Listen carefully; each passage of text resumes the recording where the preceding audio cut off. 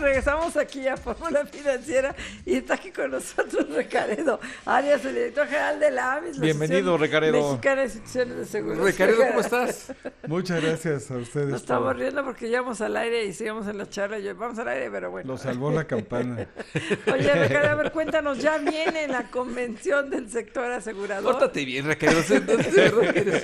Es tremendo. Vengo a poner el desorden. Oye, si empiezas, aquí los señores te van a ganar de todo, ¿eh? Sí. Porque yo todavía yo no defiendo bien, pero aquí mis ojos... No, Recaredo es bravo. Aquí a mi derecha... Así como lo ves, Recaredo es bravo. Aquí a mi bravo, derecha... tienes la de los seguros, la de Recaredo, pero de ahí No se fuera... dejan alburear ni medio segundo. Entonces, a mí fue que se me vayan, pero ellos no. Oye, Recaredo, a ver, cuéntanos hacia seriedad. La convención del sector asegurador, la semana próxima, la recordamos, vamos a estar ahí nosotros.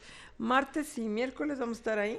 Efectivamente. Que además el miércoles es el cumpleaños del señor Marco Antonio Mares. Ándale, lo celebramos. Entonces, celebrando con va a ir a ustedes. Yo felicitarte creo al que presidente Peña Nieto. mínimo champaña, porque es un cumpleaños muy especial, luego lo Sí. decimos por qué, pero no todos los días no, es un cumpleaños sumamente especial para el de Marco Mares, entonces tendrá que haber festejo en grande, ahí en la misa. Pero bueno, cuéntanos del sector y de la serie. En realidad estamos muy, muy entusiasmados porque estamos haciendo una disrupción en lo que es el programa de la convención. Como nosotros recordamos y sabemos, habíamos venido hablando en las convenciones de las tendencias en la regulación, hacia dónde íbamos, qué es lo que nosotros estábamos esperando, y también habíamos venido platicando de lo que es nuestro plan de desarrollo del sector asegurador, y como ustedes recordarán, hemos venido sobre ese plan de desarrollo del sector asegurador cada año presentando una o inclusive en los últimos años 2 grandes propuestas con estudios, con contenido, en donde pues hemos venido haciendo planteamientos a las autoridades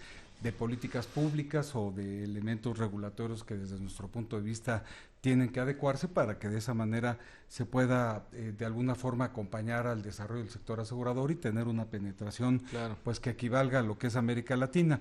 En este año nosotros estamos iniciando todo lo que es el plan de desarrollo del sector asegurador 2016-2020, le llamamos Visión 2020, en el que estamos buscando ya llegar a ese promedio de 3.2 de penetración en el PIB, de acuerdo a todos los proyectos que tenemos establecidos, pasar del 2.2 que estamos en este momento, se debatió mucho qué haríamos, pero hemos visto que estamos realmente, hemos estado tan absortos en todo lo que es estos últimos 4 años, preparar al sector asegurador para la asimilación de Solvencia II de la nueva Ley de Instituciones de Seguros y Fianzas, pues que es muy importante voltear la cara hacia lo que está pasando en el mundo y alertarnos y alertar a todo el sector asegurador pues de todo lo que es la evolución en el mundo digital, tanto a nivel de todo lo que es, todas las ramas de la economía y todas las ramas de actividad, pero también qué es lo que está pasando en el sector asegurador y en donde vemos ya de forma muy interesante cómo ya en muchos países algunas compañías de seguros están teniendo desarrollos sumamente interesantes en materia de todo lo que es la tecnología, la innovación y el mundo digital, y vemos cómo inclusive hay innovaciones disruptivas sumamente interesantes. Pues qué bueno, Recaredo, me da mucho gusto que en el sector asegurador están preocupados no solamente por mencionar la problemática, sino por llevar adelante propuestas concretas que buscan que esta industria alcance el objetivo largamente anhelado, y es el de incrementar el nivel de participación en el Producto Interno Bruto del sector. Y yo creo que aquí sería muy importante que nos dijeras, si no nos puedes comentar el detalle, que nos dijeras cuáles son los objetivos o los planteamientos más importantes para que se pueda alcanzar este objetivo, por dónde iría la jugada para que realmente el sector asegurador pueda alcanzar ese objetivo en un plazo tan breve como son prácticamente 5 años.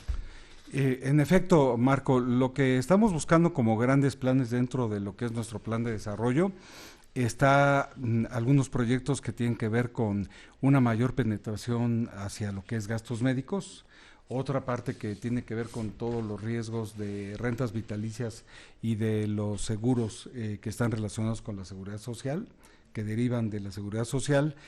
Tenemos también proyectos muy interesantes que le presentamos inclusive al doctor Videgaray la semana pasada y los ve con buenos ojos para empezarlos a explorar, que es cómo acompañar el sector asegurador desde el punto de vista de una colaboración en todo lo que es la cobertura de los riesgos de las personas de bajos recursos, para complementar todo lo que es el Fonden y todo lo que son las políticas públicas de apoyo a la población de bajos recursos. Estamos hablando también de todo lo que tiene que ver con, en materia de gastos médicos, productos que sean innovadores, que sean totalmente distintos, para atender las nuevas necesidades, que es parte de lo que nos lleva a la convención. En la convención lo que vamos a ver es cómo ahora, a través de todo lo que es todo el análisis del Big Data, cómo debemos de desarrollar los productos hacia los clientes, a los distintos tipos de hábitos de consumo, a los distintos gustos, a las distintas capacidades, y entender un poco todas las conductas y comportamientos de qué es lo que a esas personas les preocupa, y entonces cómo compran, qué intereses tienen, y particularmente, por ejemplo, ya hoy los millennials se están incorporando a la actividad económica, y ellos tienen una forma muy distinta de entender el riesgo y también una forma muy distinta de comprar. Entonces, toda esta parte la estamos incorporando en nuestro plan de desarrollo a través de todo lo que es el desarrollo de los canales de distribución, para que a través de la regulación de medios electrónicos podamos realmente comprender todas esas nuevas tendencias y poder reconocerlo en la regulación, para que podamos desarrollar los mecanismos para poder llevar al público los productos. Pues sí, porque realmente hoy los nuevos chavos compran todo ya por internet, ¿no? Exactamente. Ahí ya va a comprar el seguro por internet. Desde luego ahí tienes que ver un tema. Oye, ¿cómo le han hecho otros países para rebasar esto que nosotros no podemos rebasar, que se adquieran más seguros? Es un tema obviamente de cultura, es un tema financiero, es un tema de excedente también de ingresos, es un tema de fomento de la autoridad que lo hiciera fiscalmente. ¿De qué se trata? ¿Qué es? Sí, ¿Cómo lo han hecho otros países? De alguna manera lo implicas en tu pregunta. O sea, por un lado, está de forma muy importante, ha sucedido en Brasil, una serie de medidas que se tomaron por parte del gobierno para promover a través de políticas públicas todo lo que fuese, y es lo que se ha dado en Asia como detonador del seguro. Por ejemplo, en China es interesante cómo ha crecido el seguro voluntario por parte de la población, que es el ahorro de largo plazo y los seguros con alto componente de ahorro. Ahí se han dado algunos incentivos fiscales, que ya logramos un gran paso el año pasado con toda la situación en donde regresamos a los anteriores límites para los planes de personales de retiro y las cuentas especiales para el ahorro, pero ya han dado todavía un fomento mucho más intensivo. Otro elemento es que en México la seguridad social es muy fuerte, es muy importante, y en otros países es mucho más débil. Entonces, el sector asegurador ha cubierto esas deficiencias que tiene el sector de la seguridad social, y entonces esto hace que lo que hoy está en la seguridad social en muchos países está en el sector asegurador privado. Ahí traemos algunos proyectos muy interesantes para que algunos riesgos de la seguridad social nos los transfieran a través de Raseguro, para que sigan siendo seguridad social, pero donde tengamos eficiencias nosotros podamos ver cómo podemos de alguna forma participar más, compartiendo los riesgos con la seguridad social y dándoles ahorros a través de las eficiencias que podemos dar y que hemos visto en algunos países de Sudamérica, sin hablar de ninguna manera de reprivatización, sino la seguridad social es una gran institución aseguradora y puede pero subrogar, ¿no? Se podría llegar a subrogar. Y en este caso son mecanismos de reaseguro, ¿no? Claro. Oye, Ricardo, me llama la atención esto que habla de los millennials y de esta cultura de cómo contratar seguros. Lo que pasa es que cuando eres joven, no piensas en el mañana. O sea, te sientes inmortal y no te pasa nada. Y sí, no hay riesgos, ¿no? O sea, sí entiendo que sean mucho más tecnológicos que los de mi generación, evidentemente, pero la cultura, o sea, los chavos sí se quieren asegurar. Me imagino que su coche, su moto y etcétera, pues son prudentes, la aseguran, pero aseguran su casa, aseguran de vida, aseguran su retiro. ¿Cuál es esta tendencia entre los millennials mexicanos frente a otros millennials de otros países? Bueno, nosotros sí vemos en millennials de otros países, y qué interesante pregunta, que sí tienen una mayor conciencia hacia el futuro, hacia lo que es el retiro. Yo creo que, por ejemplo, en Europa es muy interesante ver cómo hay una gran resistencia en la población de cierta edad, y vamos a hablar de más o menos 30 años para adelante o sobre todo 40 años para adelante, en donde esa población considera que ellos no tienen que poner nada porque ya pagaron impuestos y el estado de bienestar es el que les tiene que proveer toda su jubilación. Y vemos que los millennials sí ya están pensando en que tienen ellos que poner una parte del ahorro para su jubilación, porque saben que tienen la responsabilidad de hacerlo. Y es uno de los grandes retos que tenemos nosotros para comunicarles a los millennials en México, porque tienes razón, ellos pues compran mucho los productos que ellos quieren a través de internet, como decías, Pepe, pero y también están asegurando lo que son sus necesidades más próximas. La diferencia que hay entre los millennials en México y los millennials en otras partes del mundo, porque yo supongo, y nada más supongo porque no tengo los datos, que es muy probable que el millennial mexicano venga con toda esa carga de tradiciones que tiene el mexicano en general y que las arrastra, y las estadísticas en el sector bancario y también en el sector asegurador son verdaderamente alarmantes y hasta tristes, en el sentido de que no planeamos el futuro, no tenemos esa perspectiva de un horizonte de inversión en muchas ocasiones no solamente cuando eres joven, sino incluso cuando vas madurando. Pero cuéntanos cuáles son las diferencias, y en cuanto a la perspectiva del mercado asegurador, ¿en qué puntos se estarían concentrando en esa población de los millennials mexicanos? Bueno, como comentábamos, ellos sí tienen un sentido más de inmediatez, ¿no? En todos los aspectos, y esto es común a todos los millennials. Entonces les interesa cubrir aquello que ven efectivamente como una necesidad más inmediata, y tienen menos conciencia de lo que es el futuro.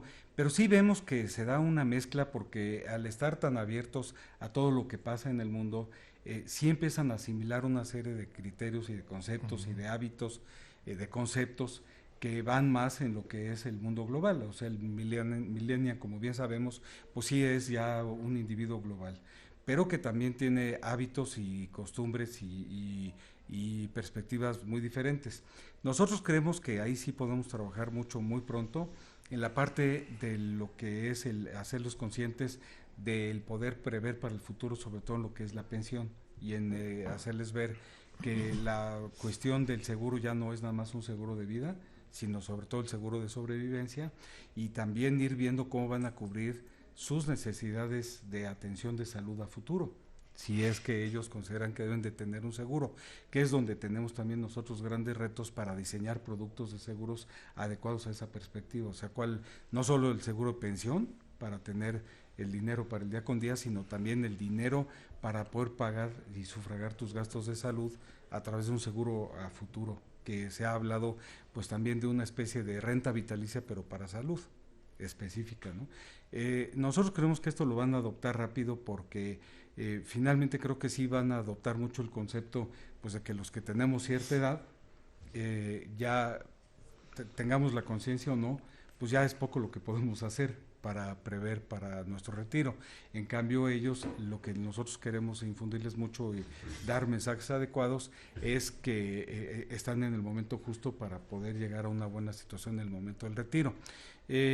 Ahí, como lo platicábamos, pues lo que tenemos que hacer es mucho el Big Data, que ahora las inversiones que se han hecho mucho por las compañías de seguros son para efectos de poder cumplir con la regulación, independientemente de manejar con eficiencia todos sus procesos de atención al cliente, pero ahora está toda la parte de la extracción y la explotación de la información para ver hábitos, conductas, y vamos a ver ahí en la convención ejemplos muy interesantes de cómo se hace a nivel de otros sectores, pero también ya cómo está haciéndose en seguros una serie de productos que derivan de esta parte, en donde se diseñan productos y también se ven esquemas de cómo se comercializan. Un punto importante, se discute mucho si con esto va a desaparecer el agente, pero ¿Va a desaparecer el agente? El agente. Hoy lo que vemos es que México es uno de los países en donde la densidad de agentes por habitante es muy baja. Y hay un momento en donde hay una serie de productos y servicios que se requiere de la asesoría de la gente, particularmente en seguros, por ejemplo, ya un plan de retiro, un seguro más adecuado de educación para los hijos, etcétera, sí requieren ya de un apoyo de la gente, entonces sí creemos que esa parte no la van a estar comprando por internet, sino finalmente van a tener que seguir usando a un agente. Y los agentes lo que tienen que hacer es empezar a buscar cómo utilizan las tecnologías para poder llegar a ese tipo de clientes. Sí, capacitarse más. Al fin y al cabo, la gente no solo es un vendedor, debe ser tu asesor financiero a largo plazo. Que eso a veces no pasa, ¿no, Ricardo? O sí pasa. Los agentes hoy en día en México, ¿cómo son? ¿Cómo han notado ustedes que son? Quien te vende un seguro, a veces te toca uno muy bueno y a veces te toca uno bastante maletón. Ese es un punto muy importante. Hay estudios, y eso se discute mucho con la Asociación de Agentes, con la MASFAC, en donde la edad promedio de los agentes en México es más o menos de 54 años, y en países como España, por ejemplo, es de 45 años, países como Corea es de 35 años. Y ahí lo que estamos buscando es ver cómo, trabajando juntos, y estamos haciendo programas a través de redes sociales y en universidades, atraer también a los jóvenes que están estudiando carrera y hacerles ver que la carrera de agente es una carrera productiva, para que además sean personas jóvenes las que se incorporen y actúen de acuerdo a los hábitos de los jóvenes. Entonces, ese es uno de los grandes retos que tenemos, y dentro de lo que hubo en la regulación nueva, y es parte también de nuestro plan de desarrollo, estamos trabajando para desarrollar un centro de certificación de agentes que tenga otros esquemas totalmente diferentes. Bueno, Pepe y yo tenemos una misma agente de seguros que, ahora sí se llama Susana Obregón, que por ejemplo si llego a tener un percance, la aseguradora le avisa a ella, yo no la aviso, ya choqué, y ella me avisa, ¿cómo estás? ¿Qué pasó? ¿En qué te ayudo? ¿Qué te apoyo? Y eso es lo que yo creo que es el servicio. A mí me mandan café y galletitas, ¿a ti no? No, a mí ya se descuenta el 40%. Depende de la frecuencia de uso. Sí. Entonces, pero eso es lo que debe ser un agente, ¿no? Que esté... Y yo digo, ¿tú cómo te enteraste? Pues ya le di instrucciones a la aseguradora que llame cuando hay un percance. No, pero son buenos agentes en este caso. Por supuesto. La nuestra es buena gente. Y ese es el momento de verdad. ¿Y cómo te vas a certificar como agente? Ahora nosotros vamos a crear un centro que ya lo permite la ley y la regulación secundaria, en donde haya una entidad independiente de certificación de agentes que obviamente va a estar bajo la supervisión y vigilancia de la Comisión de Seguros. Estamos próximos a presentarle el proyecto y que tenga pues todo el rigor en los exámenes, pero además lo que estamos buscando efectivamente es que se dé mucho más lo que se llama en educación la pertinencia de los contenidos, y que verdaderamente se eduque a la gente para lo que estás diciendo, Mari Carmen, o sea que tenga el concepto de servicio, el concepto de la venta y obviamente el conocimiento de cómo asesorar al cliente. A veces yo creo que puede pasar ahí a segundo término el que conozcan los artículos de la ley, porque eso siempre se pueden consultar, sino que conozcan el producto y sobre todo que aprendan a conocer las necesidades del cliente. Inclusive esta es la primera fase, o sea que en realidad estén preparados para asesorar al cliente y no adiestrados para pasar un examen para tener una licencia. Claro. Pero la siguiente fase va a ser el que entremos al esquema de competencias, que como sabemos ya en muchas actividades la certificación es por competencias, entonces a lo mejor eso nos va a llevar unos 5 años, pero estamos trabajando desde ahorita para evolucionar el sistema de certificación de agentes a un esquema de competencias. Oye, Ricardo, yo creo que esto es bien interesante y bien importante. Yo creo que hoy estamos viviendo una especie de transición en México, generacional, pero también en cuanto al esquema pensionario de nuestro país. ¿Por qué? Porque ya estamos acercándonos mucho, varias generaciones que tendrán que jubilarse, y las nuevas generaciones están viendo que su esquema de jubilación y de pensión va a ser totalmente distinto. Ya no va a estar necesariamente ligado al seguro social. Entonces ahí viene una enorme oportunidad, no solamente para la industria del sector asegurador, sino también a la orientación, educación y asesoría de esos jóvenes que seguramente van a tener que estar pensando en un esquema totalmente distinto. Es totalmente válido. Como recordamos, la OCDE le entregó al gobierno mexicano un estudio el año pasado en donde se ve efectivamente que y ha habido muchos otros, inclusive Afores, que han estado haciendo estudios. Luis de la Calle ha hecho estudios muy interesantes en donde se ve que la tasa de reemplazo que tenemos en el sistema pensionario mexicano es baja. inclusive es más baja que el promedio latinoamericano porque nuestras aportaciones son del 7%. Entonces ahí tiene que funcionar de manera muy importante, este es el primer pilar, el que tú estás comentando, el que se provee a través de los sistemas de seguridad social. Tenemos que fomentar mucho el segundo pilar y para eso también debe haber incentivos fiscales o por lo menos un tratamiento fiscal equitativo, porque recordaremos que ahí también se limitó la deducibilidad y esto hizo que en algunas empresas se quitaran estos esquemas que da el patrón, que es lo que se llama el segundo pilar, y fomentar mucho lo que tú estás comentando, el tercer pilar, que es el que ofrezcamos lo que es las aportaciones voluntarias para el retiro y que éstas también tengan un tratamiento fiscal adecuado pero hay que crear ahí mucha conciencia y tenemos que buscar cómo a estas generaciones les enseñamos a calcular cuál va a ser su necesidad de recursos de acuerdo a una trayectoria salarial, pues para que vayan haciendo sus cuentas de cuál es ese ahorro voluntario que deben ir haciendo para tener un retiro digno. Recaredo Arias, la siguiente semana, solo dinos bien el comercial ahora sí, la siguiente semana, ¿es la convención qué días? Es el 19 y 20 de abril en el Centro Banamex. El primer día empezamos a las 8 de la mañana con la inauguración con el doctor Aportela y el segundo todavía más padre a las 7:30. Tenemos el miércoles. ¿Quién va a las 7:30?